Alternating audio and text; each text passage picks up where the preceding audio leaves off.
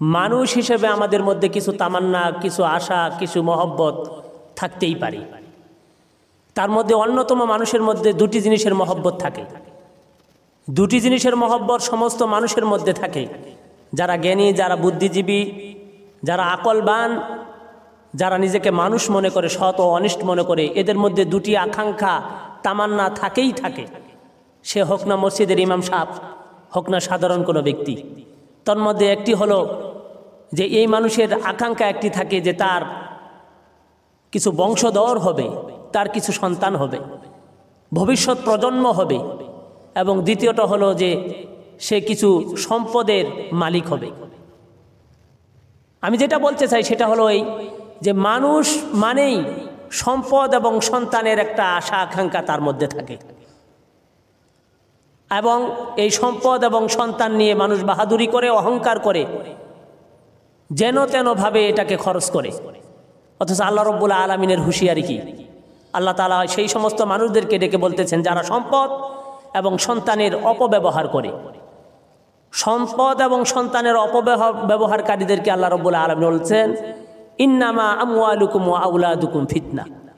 হে মানুষ, তুমি সন্তান এবং সম্পদের অপব্যবহার করছো, তুমি জেনে রেখো যে সন্তান এবং সম্পদ এটা হলো মানুষের জন্য একটি ভয়ানক, মারাত্মক একটি বস্তু। এটা মানুষের জন্য ক্ষতিকারক একটি জিনিস।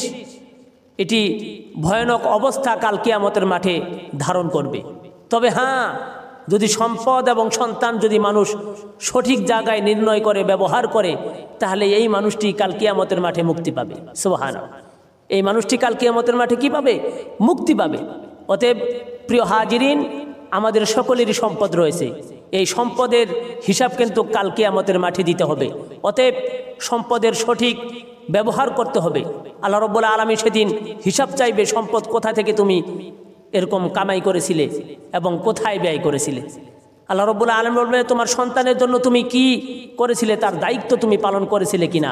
এই সন্তান কাল কিয়ামতের মাঠে কিন্তু অন্যথায় তার পিতার জন্য, তার মাতার জন্য কাল হয়ে দাঁড়াবে। তার পিতার জন্য, তার মাতার জন্য কাল হয়ে দাঁড়াবে। আল্লাহ রাব্বুল আলামিন কোরআনুল কারীমের মধ্যে বলেছেন ইয়া আইয়ুহান নাসুত্তাকু রাব্বাকুম ওয়াখশাউ ইয়াওমান লা ইয়াজজি ওয়ালিদুন আন ওয়ালিদিহি শাইআ।